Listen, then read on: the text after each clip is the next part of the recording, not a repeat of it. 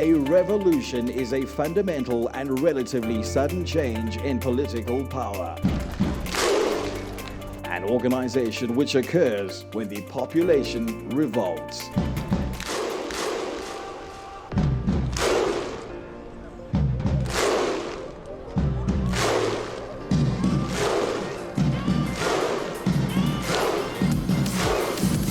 This is the Marco Martins Revolution, powered by Vodcast TV.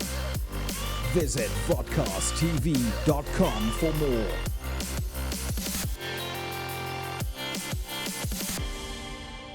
Ladies and gentlemen, welcome to the Marco Martins Revolution, brought to you by Vodcast TV, Johannesburg's premier shared podcast studio platform. With me on the show today, lovely Inez, the founder of Taste the Movies, which is the main thing that we're going to be speaking about today. She's also a content creator and a law student and just an overall lover of life. Inez, thank you so much for joining me. Thanks so much for having me. You're welcome. So I want to start off, just before we started rolling now, we were talking about ChatGPT and how much you use it. Yes, and my best friend. The world of AI. And we were having like a little bit of a debate around the legal fraternity and its effects in the AI space. And I was arguing that ChatGPT as an infant, as a little baby, it's still in its very early stages, passed the American bar exam in the top 10th percentile. And you were saying it's just getting worse. It's adapting to be worse turning rather than a better one. Sorry, let me let you finish. Please go. I'm done now. So I did a course actually on AI and the legal implications of AI, I think through the University of Pennsylvania. And they were talking about how AI is not always a solution, especially in law, because you need that human aspect. And sometimes if the program is already based on biases from humans that have put in this code, it's only going to generate the same outcome. And I feel like with ChatGPT, there was the study, I think 2 months ago, where it was like, it's actually become worse because it's learning from us as humans and it's adapting based on our interactions with it. So it's become less accurate because we as humans are obviously less accurate. That's, I think, the gist of the study was like, it's adapting according to us. So because it's becoming more human, it's becoming worse and therefore humans are better? Well, I wouldn't say they're always better, but I think in certain careers, like in law or medicine or psychology, you're always going to need a human to be there or to like, you know, to like kind of give that human touch and feel. Because there's never going to be a robot that can do everything, you know. Maybe in teaching, like how we've all coped with like online learning, we've adapted to that. But there's just certain aspects, like in law, you're always going to have the rule, but you have the exception. And the exception can only be determined by humans because you have empathy. Unless we put AI in charge completely. No. Just give us data-driven results. But then too, like AI will never have the same empathy that we have. Yeah, just data though. It's fine. Let's just work off of data. But if the data is biased, unbiased. Data in itself is unbiased, as long as you have a big enough spectrum of data. Our problem with human beings is we look at things at too much isolation, I feel. If you like sort of zoom out on the grand picture, it's like abortion, right? I always use this example to describe what I mean by a big picture, like a zoom out. When you look at abortion in isolation, it seems horrid. It seems like murder. It seems like this horrible thing. But if you take that sort of personal element out of it and you sort of zoom out on an entire community or an entire country or the world, and you look at who is getting abortions, what is the quality of life of a person who could have had an abortion or who could have been aborted and was not, and things like that. So the impact on greater community of having abortion illegal is detrimental to the health of greater society. So like in isolation, that individual case, you're like, it's a baby dying. But if you look at society as a whole, you're like, oh, look how everyone is all happy and doing so much better because abortion is legal and safe. Well, I don't know. I think that's what makes us human, the individual case. No two people are the same. And so you can't exactly say the more I zoom out, the better it gets. You know so what I mean? What I'm saying is that regulation needs to be met at a zoomed out status, right? So that regulation is regulation. That makes sense. Right. So that's why I'm saying abortion is like, if an individual case needs to be taken for an abortion, that needs to be the decision of the person taking that decision, right? So now you're taking away, like, this is why women were so upset about it. Is like, why are we letting old men in Congress decide what we do with our bodies, right? And then they were like, no, that's not what we're talking about. We're talking about murdering babies. And it's like, hold on, the big picture, guys. Let's not talk about murder and this and that. That's political jargon. It's like we're trying to make you emotive on a decision. When you need to regulate, you need to zoom out and look at the big picture. Safe legal abortion is better than having illegal abortions happening in back alleys, right? And regulating what individual people are doing. Does that mean that every person who thinks about abortion should do it? No. I think that people on their own individual basis should consult with their families, with their partners, look at their own future, look at their own financial situation, look at their own education and what they're able to provide to a child in a capitalist society, or even a social capitalist society, places like Canada and Denmark, Sweden, Norway, whatever, and evaluate their options and then take the decision of abortion upon themselves. And that's why I say that the regulation side of things needs to just sort of step back and look at the whole holistic picture rather than isolate decisions. So that's why removing the emotion from decisions like that, and that's why it's the example that I use, I think is in the end a positive result. Well, it depends. I think that, as you said, now you're talking about the different countries. Each country has its own regulation because we all have our own cultures. Exactly. And, you know, socioeconomic status and stuff like that. So, I mean, I agree to a certain extent that you need to look at it as the bigger picture. But I do believe that, especially with law, you're looking at the individual cases. And that's what makes it, you know, that's why you need the human touch to it. Do you get what I'm saying? Yes. That yes, you should have regulations. Well, law's a combination of things, right? It's a combination of the regulated big picture and then the case in isolation. That I agree with. And then if the case in isolation fits under the grand regulation issue, so like, okay, we've decided from grand regulation abortion's illegal. And then you look at the isolated picture and you're like, shame, this poor girl was down on her luck, that baby would have had poor quality of life, whatever, and yet she went and did an abortion because it made sense for her in her isolation. At the end of the day, abortion's illegal and she should be charged as per the regulations of that country. So that's why I like the idea of a grand picture, because clearly, if you haven't noticed, I'm pro-abortion, right? It's like I'm pro. But if the law is that way, now you're going to have people who, when you look at it in the individual case, if you make abortion illegal, someone who clearly should have had an abortion, it was better for her, the baby, the entire life cycle of her community, everything, but it was illegal and she's going to get tried as a criminal. But that's why you have the trial, is to determine if that was in fact something that was not great for her, for the kid, for society. You know, that's why you have certain cases where, yes, there was a crime that was committed, but then was it reasonable? You know, would the reasonable man have done that? A lie is a lie. White lies are not good things. If your girlfriend asks you, do I look fat in these jeans? And she does, you say yes. We all know. I'm joking. Never do that. Never do that. Never lie. Never say yes. Lie. No, you should lie. You should lie. In that case, you should lie. Be like, you look beautiful. Those jeans don't make you look fat at all. You look amazing. Well, you can go about it in a different way.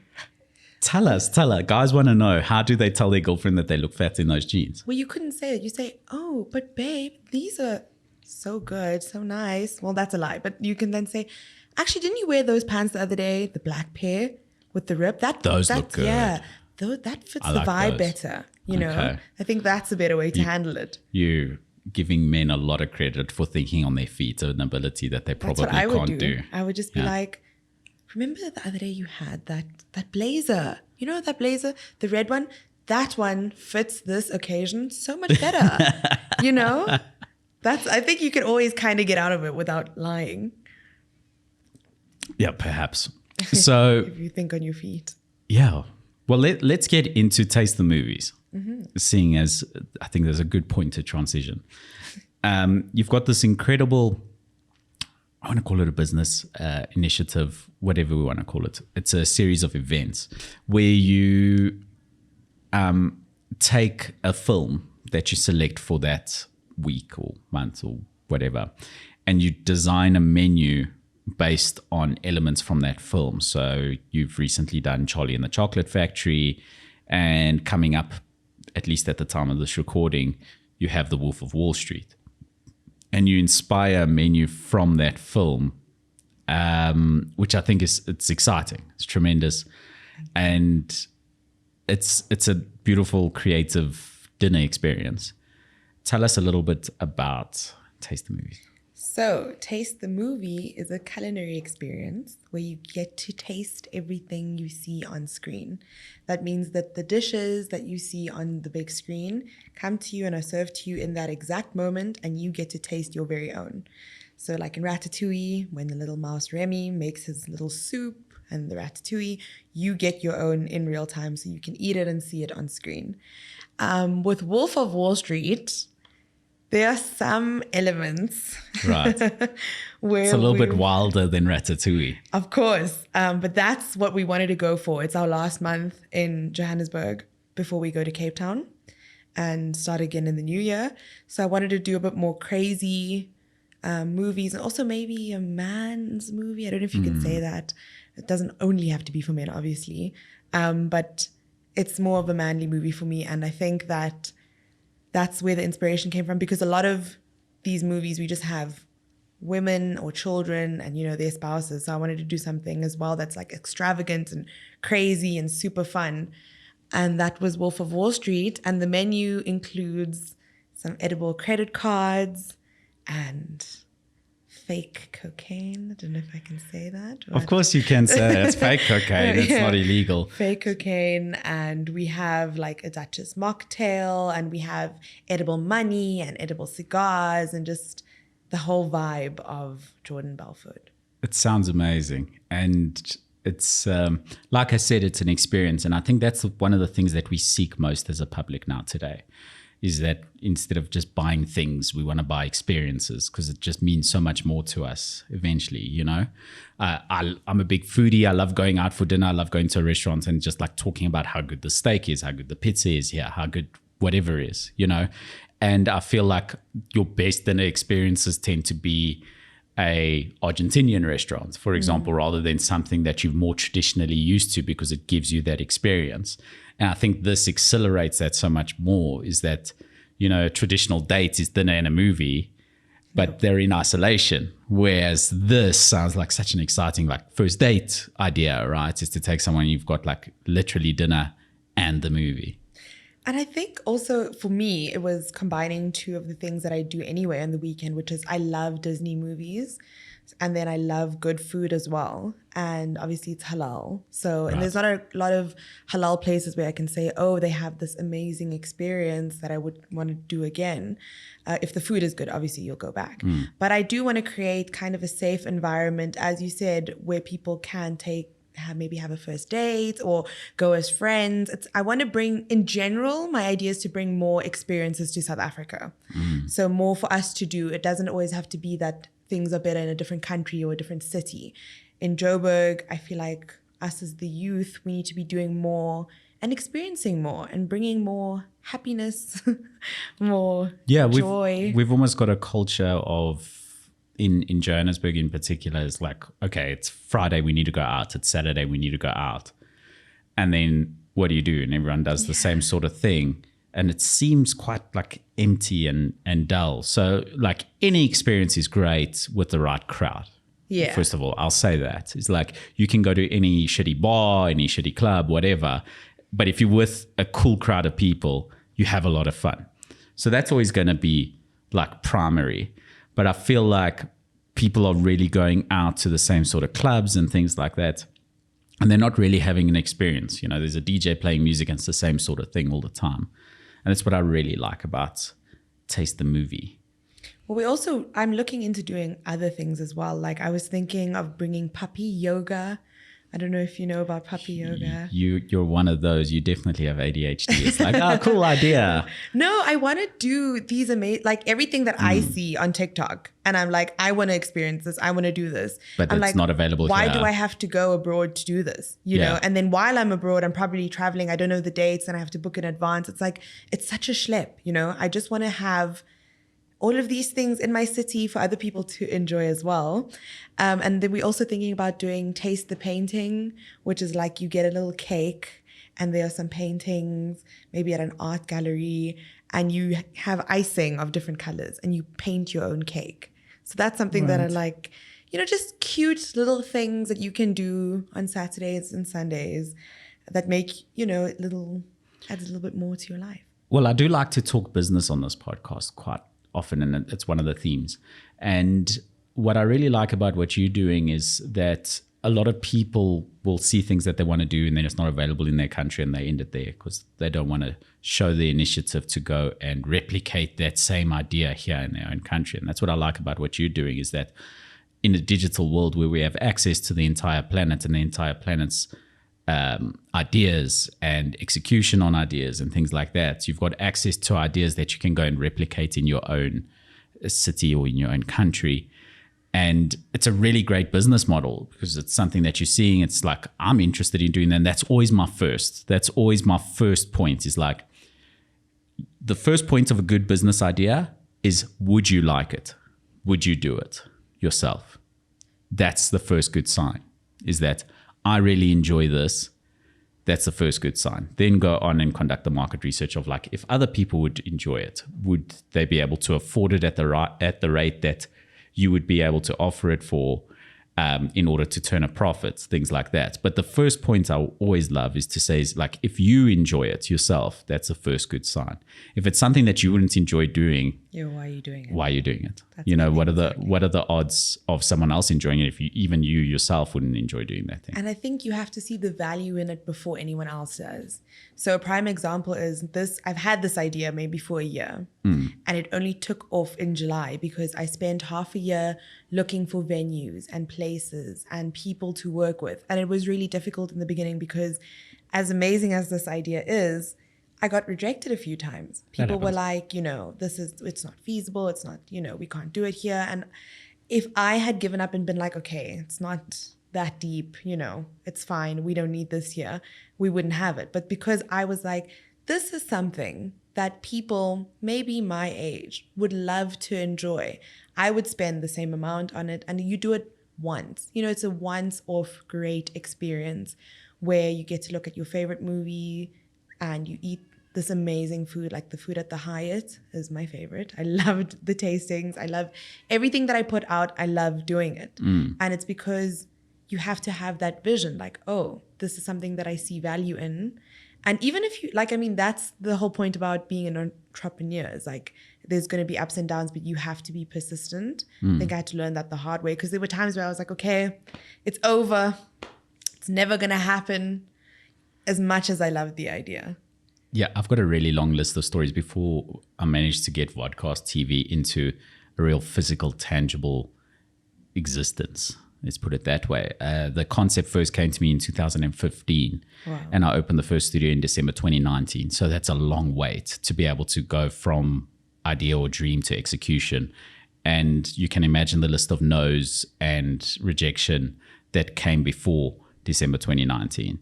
And the amount of difficulty that it took to get to that first point. And then, trust me, the first point isn't the end of the difficulty and the rejection and the no's and the this and that, is that there's more of those to come.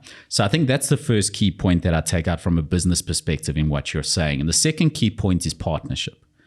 Oh, yes. Like networking and partnership. And like, you're like 6 months of rejection, and it's like, to you, it sounds like a lot because you remember how hard that 6 months was. But actually, that's a very short cycle compared to other entrepreneurial ventures. People go through years of rejection that they need to persist through to actually get something into any physical fruition. And the key element was that you found the Hyatt, you loved the menus and the chefs and the dishes at the Hyatt and the quality of the food. You were able to partner with them to be able to deliver the dishes that align with the movies. Go to a chef or whoever at the Hyatt and be like, this is the concept, this is the idea, how do we execute that? And you collaborate. So that is absolutely critical in all types of business, especially if you don't have huge amounts of capital behind you. It's what I say all the time. People talk about networking all the time in the wrong way for a business. They picture networking as going to a networking event, giving everyone your business card and trying to sell them insurance. I don't know. However it works. Like I'm going to try sell you a life policy, and that's who goes to networking events. Really, is people trying to sell life insurance policies, and it's like, I'm going to go give a bunch of people my card because that's like free advertising. That's not what networking is. That's advertising. That's in-person advertising. That's distributing flyers at a traffic light. Real networking is finding strategic partners who can assist you in your goals. And that's what you achieved with the Hyatt. So I actually, before I started my businesses, any of them, I looked at this crash course on YouTube. It's called Crash Course Entrepreneurship. And one of the key elements that they were talking about is partnership, which is why, yes, the 6 months were hard, but it was so easy for me to then start my business idea because I didn't take on the burden all by myself. Partnership, as you said, is key. And then you have to find the best partner. If you're already you're having a fight with the person, you're not seeing eye to eye, or you guys have a difference, I'm not saying you should completely scrap the idea, but then maybe try and look at different partners. Because for me, this dream could only be possible because of the Hyatt, because we share the same vision, because they understand what I'm saying. And when I'm saying something, they take it to heart and they try and make it better. Everyone in my team that works with me, we all share that same passion and enthusiasm. We want to make it the best experience in Johannesburg or in Cape Town. And that's what it's about, right? That your partner sees exactly the same value, sees the same vision, and then doesn't just take your idea and makes it happen, takes your idea and makes it better. That's what I think is really important as well for business. What I want to ask you, because this is another key element that people tend to forget when starting a business and looking for a partner or networking with people, is the value distribution. And offering disproportionate value to a partner or a network partner. So again, finding strategic partners that can present you value, critical. I mean, if you're going to go find someone that you're going to present all the value to and get nothing in return, not a good business relationship. However, the inverse is true for most people. They go and look for people, ask without having an idea of what they're benefiting from your product or your services or from your partnership. So how did you approach this idea as like, here's the benefit for you. Here's the value that I'm handing over to you. Not only are you passionate about my cool idea, how do you guys benefit from it?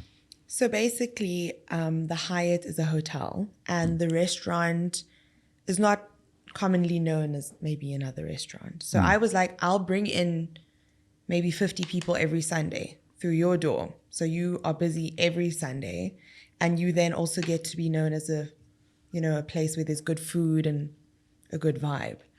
And in return, you give me the good food and the good vibe. Yes. So that's how we found what I was lacking, which was the staff and the venue, the Hyatt had, and what they were lacking, which is the cool idea or the people coming through the door. That's what I then gave to them. But the Hyatt in itself is also really well known. Of course. So I don't necessarily think they needed me for that. It was just that it was an extra. It was, we're going to boost this for you. We're going to do this marketing and it's going to bring people through the door. And I think that's also key, is like, you have to kind of find the yin to your yang. You have to find someone. If you both have the same stuff, what are you looking for? Yeah. What you're looking for a big brother who's going to give you a handout. Yeah. Exactly. Or And if you have different things, but it doesn't fit, it doesn't match, then there's also no real point in pursuing that partnership. But I think genuinely it's also just the meeting of the minds and coming together and being like, okay, because sometimes I struggle with what I'm doing as well, or they struggle with their end. And then you just have to be like, okay, this is also part of my responsibility, and be like, okay, I'm going to step in here. I'm going to help you out there. It's this. So how did you approach, sorry to interrupt you. No worries. How did you approach that value distribution in the beginning? Because obviously when you first speak to these people, they need to be immediately aware of the value that they're going to benefit. So obviously at the beginning you present the idea, because that's the main thing. But you have to have already this idea or this plan for how they're going to see the value in it. Or did you get lucky and they just saw the value right away? Well, they did see the value right away, but I think money always talks. You have to come in there and say, these are the figures that we're looking at. If we have the minimum amount, take the minimum amount of people that would have been coming through and the minimum amount that you could charge them for good food. And then you can say, okay, this is the minimum amount we can expect to make. So you went in with figures. Yes. And I must Another say, key. yeah, you have to have a business plan. You have to know what is your value in terms of money, what are you going to be making for this company as well. And that's where I was like, okay, I have X amount to invest and this is my vision and this is how much you're going to make out of it. And I think that is the core, obviously it's a great idea, but that is the core reason why the Hyatt was like, okay, great, this makes sense, because they're looking at the figures as well.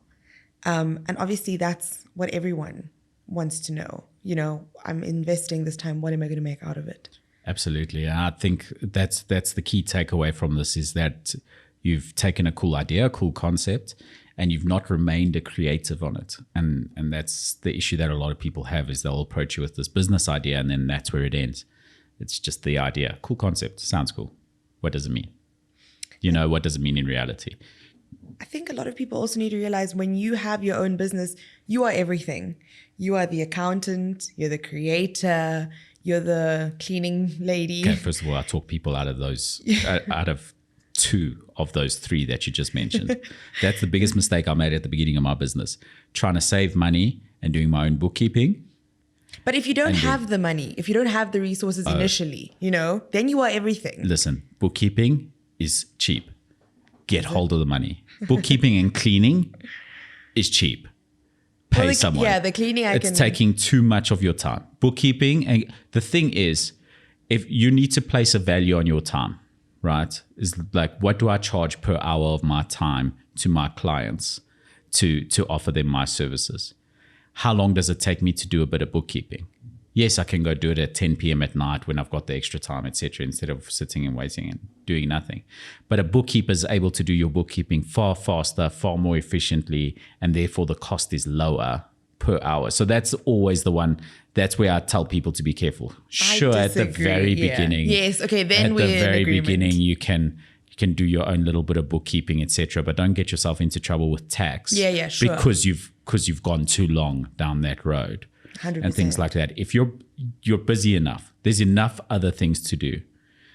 Sales and marketing is something that you should be doing yourself at the early stages of a business.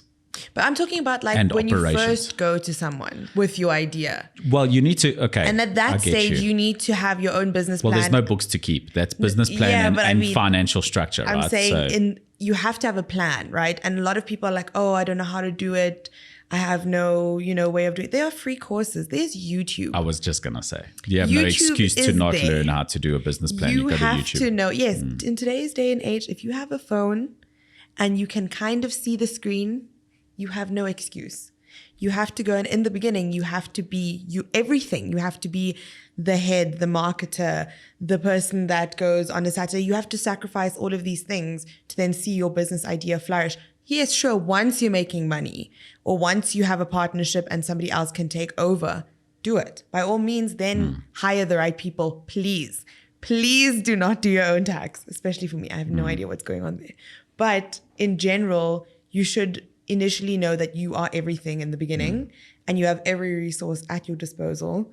And I mean, I think I was never going to be an entrepreneur ever. I was just going to be a lawyer, work for some company, and it was just going to be, that's what I was passionate about. I still am. But I think once I started looking more into, there are these free courses online and you just learn so much through them. And that's actually the best business advice you've given so far in the show, is that don't be an entrepreneur. Just go work for someone. It's much easier. Life's so hard.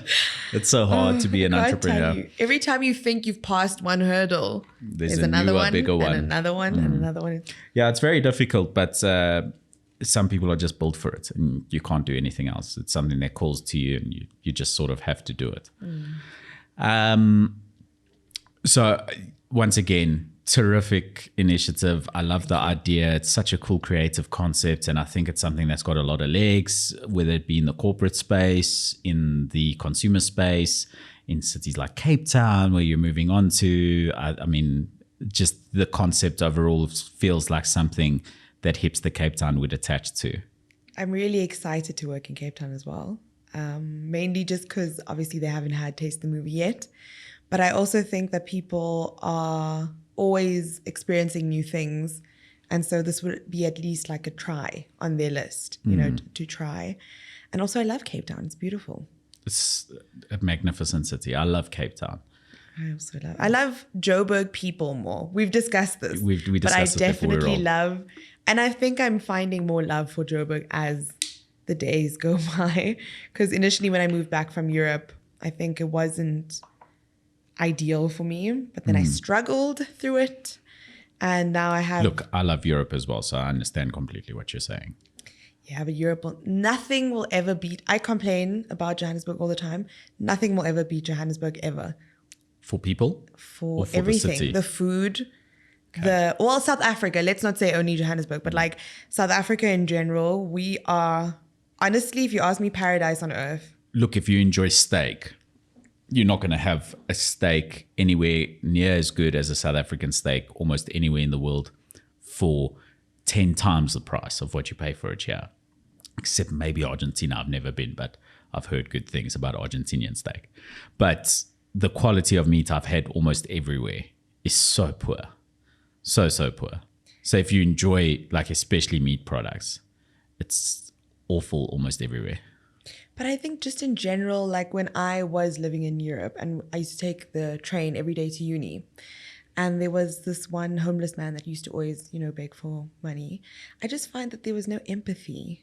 You know, I mean, I was a student and €5 was a lot to me, but I used to try and give what I could because you don't know what that man is going through. And I think here we have more empathy for each other and people are better. Like when you go to Woolworths and you're checking out, the lady will ask you, hi, how are you? You know, it's just that little bit. There's a warmth to South African people that's not really there in places like Germany. Yeah, or just in general, not only that, just if you're walking somewhere and someone looks at you for too long, they say hi. You know? Yeah. That's the thing. Okay, I've heard the same thing about the UK, Germany, and a little bit in places like Switzerland. Yeah. But there's a warmth in Mediterranean Europe that's closer to South Africa as well. They're like friendlier people. Well, I think the people at my uni they are my best friends. Some of my best friends in the world. We still talk every day and they were super warm and really welcoming and helpful and like went above and beyond. But I think in general, you know, like I had to find them. I was in Germany for 1 year before I actually found my friends. And then they became my best friends. But in general here, like, you know, if somebody is looking at you for, like, even in the street, you pass by someone, they say, hi, how are you? People are friendlier, they're happier, the food is great, the weather is good. I know that Europe has its pros and its cons, but I honestly feel like that's why I wanted to bring all these adventures or these ideas to South Africa, because personally, I feel like South Africa is heaven on earth. If we sort out Eskom and the crime, I'd never leave. I would simply never leave. I'd build a castle somewhere and stay there and just invest all my money and time into this place. I love it so much. I hear you. I think it's a social element as well. There's certain countries where culturally it's you're creepy and you're prying if you even greet someone in public that you don't know. So like strangers don't talk to each other. Whereas I think culturally we're more open. But once you get to meet people on an individual level, then they treat you with more warmth and empathy. Like a prime example was, I think when my dad first left me in Germany, like the first day when he was going home, I cried from the train station all the way home, which was a long walk, a long walk and a lot of crying. And like no one stopped to ask like, hey, are you okay? Whatever. But I remember the one time, I think it was just like a little tear.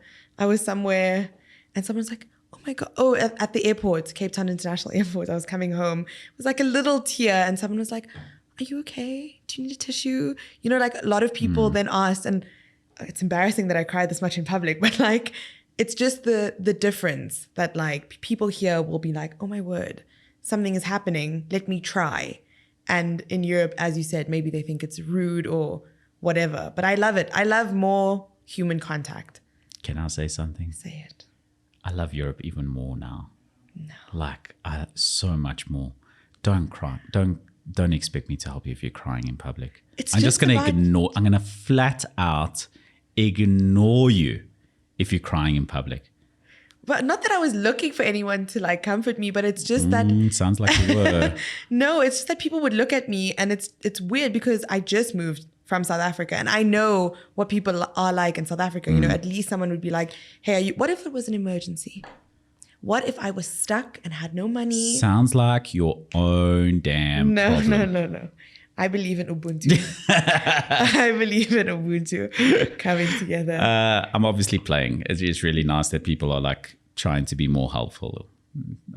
You know, I think I would offer you a tissue if I had one as well. So. But that's the last of me crying in public. That's never going to happen again, hopefully. Never say never. So we were talking off air a little bit about the Lizzo incident with her dancers getting fat shamed, etc., which is just the most hilarious story because, I mean, Lizzo fat shaming dancers, hilarious. But I think just the idea of body positivity and being a content creator, it's such a big part of women's content creation and influence, etc. today, is telling the story of loving yourself for who you are. And of course, there's a balancing point that needs to be met, but I'm very pro the movement in general because I grew up in the 90s where there was this absolutely disgraceful ambition of popular media to tell women this is the body image you need. And they took perfect 10 stunning, most gorgeous, fitness-orientated women on the planet, took a photo of them in the perfect studio. They had a terrific body already and then photoshopped the hell out of that and plastered it everywhere without a realistic representative anywhere else. And every little girl grew up with that image in mind and absolutely unrealistic body image expectation. Like ridiculous to the most ridiculous extent, and created a massive self-esteem issue for women around the world. And I saw it firsthand growing up with girls around me, with women around me, where they hated their own bodies. And it's like ridiculous. There's like a little tiny bit on your hip and you're saying that that's ugly and unattractive. That's ridiculous. However, we've shifted over into a space where you're aggressively shown or had body image positivity to whatever extent shoved down your throat as well. So I hear you. But I think that the idea is not that this should be, you know, if you're too thin, this should be the ideal. If you're too big, this should be the ideal. I think it's more about everybody being happy with how they are. And I think, you know, we should love bigger bodies. We should love skinnier bodies as well. You know, I think the idea, it's kind of, as you said earlier on, the body positivity movement was funded by Nestle, which is obviously disgusting because it's kind of like a ploy, you know. But I do think that to a certain extent, it's not all terrible because it shouldn't just be about, oh, if you're bigger now it's amazing and, you know, that's amazing. I think it should be about how you are as a person, whether you are naturally born a certain type of way or you work for it, whatever, what you feel comfortable with should be accepted and celebrated as opposed to being shamed. Do you get what I'm saying? Of course. And I think that there needs to be personal goals and ambitions, first of all. So you need to have, I want to remove the idea of beauty standards, right? Establishing beauty standards. But healthy physiques should be, and beautiful people should always be celebrated. I think it's a wonderful thing. But how do you then define beautiful people? Because, I mean, for me personally, I diet, I gym, but I have PCOS. And I don't feel like going on a bunch of medication, which is in the end only going to mask my symptoms and not actually help me. And one of the biggest problems with PCOS is weight gain. And I think if you then are saying, I get what you're saying, but if you then are having this image, which is like athletic bodies or people, you know, that work out a lot, whatever, if that's beautiful, I wouldn't be a part of that, you know? Sure. So what I'm saying is that we need to have non-beauty standards. So I'm saying we need to celebrate beauty, but in all its forms. However, we shouldn't be pushing an aggressive narrative of this is beautiful. Take I this, agree. even though that you don't. Even if you as an individual don't perceive it as beautiful, if I say I'm not attracted to a person like this, don't berate me and attack me for saying that I don't find that attractive, right? That's the idea, is that balancing point of it. Whereas I don't think that any woman should be hating herself for the way that she looks. And if there is something you don't like about your body, you need to be open and honest with yourself and be real about it and say, is this something I can change about myself?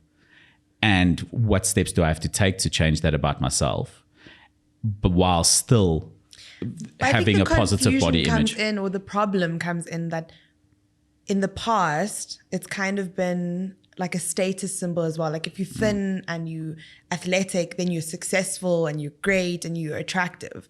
And if you were a bigger person, you were actually shamed, you know, and that's where I hear you now that maybe it's reversed. Sure. I think I would use the term overcorrection rather than a reversal, right? I think that we saw the wrongs of that unrealistic body image. That's a good term. That was thing. And we overcorrected and been like, this is amazing. And it's like, hold on, could this person be doing more to look more attractive? Should we have realistic beauty standards rather than unrealistic beauty standards? And should we allow people to always feel beautiful, but still always be ambitious about wanting more about their appearance? And we're talking about something still frivolous, right? The idea of appearance having all of this priority is ludicrous, is that we should be prioritizing other things. We should be prioritizing your intelligence, your creativity, your personality, your empathy, your kindness, what you do for your community, your people, your friends. All of those things should be far more important factors than your physical appearance. But that doesn't mean that we need to now push physical appearance aside, and you can't find, if you find someone physically attractive, or if you like someone for their personality, but you simply don't find them physically attractive, oh, you're a bigot and a horrible human being. We cannot throw that aside completely either. That's a reality of human species. We appreciate beautiful human beings. Sorry, I interrupt you so many times. Please. It's okay. That's why I spoke even louder. Jumping down your throat, because my point was, I think we shouldn't be able to dictate what's beautiful or attractive. Like as you said, for other people, I agree. Because then, you know, everybody finds beauty and attractiveness different. But I think there should also be, you know, if we are talking about that kind of, you know, how you see people, as long as it's not infringing on health, for me personally, like as long as it's not like a major problem and it's creating, you know, some serious health implications, be who you are, eat what you want, do what you want, exercise, don't, you know, whatever, as long as it's not becoming a dangerous aspect to your health. That's just personally how I feel about it. Like, I don't think that attractiveness or beauty, because you can't measure that. I might be really attractive to someone, and then to someone else, I'm not even on this, like, the attractiveness scale. So you can't measure that, in my opinion. And I feel like that's why it's so important to celebrate everyone. So I'll finish this on one solitary point. And you might call me an asshole, people might call me an asshole, whatever. Is that I'm all for that. And I want everyone to feel positive and beautiful about themselves. But the most attractive thing about a person is a little bit of effort. And I think if you can put some effort into your appearance, but don't be like, because of the body positivity movement, I can look however I want. And then everyone who doesn't, if my dating options are limited, it's because they're all bigots and horrible and it's society's fault. No, a little bit of effort goes a long way and it's sexy.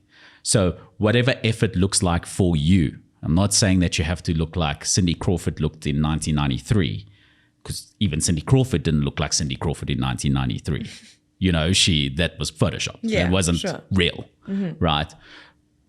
That's not what I'm saying at all. That's ridiculous.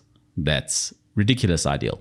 But if you can put some effort into looking a certain way and presenting yourself a certain way, learning about interesting subjects so that when you have a discussion with someone, you've got something interesting to say, makes you more appealing.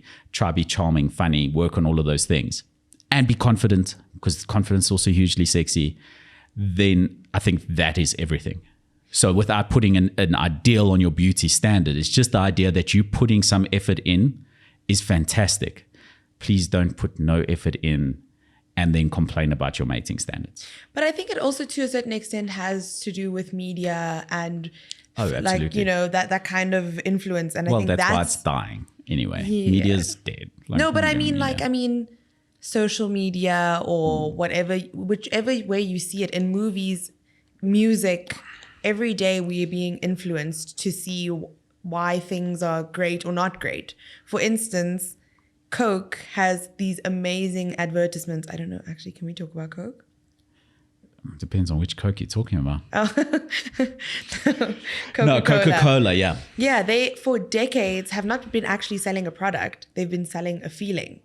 And when you think about that, you think that in your day-to-day life, you're only been sold feelings. Like everything that you're being told, okay, this product will make you more beautiful and look this way and look that way. And then you'll have this amazing husband and amazing life. You know what I mean? Like that's basically what's being thrown at you constantly.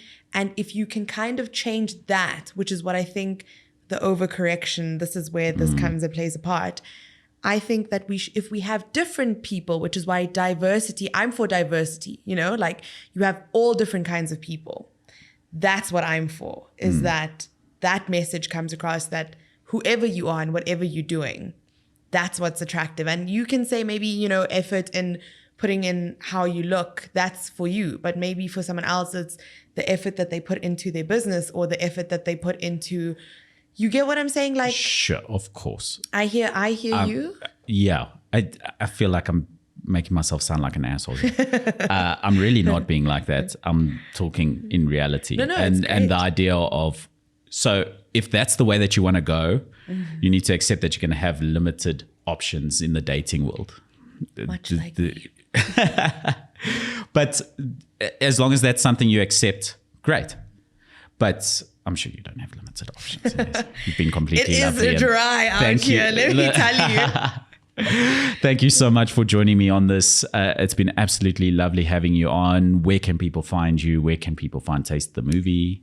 Thanks for having me. If you want to look for me directly, you can find me on Instagram.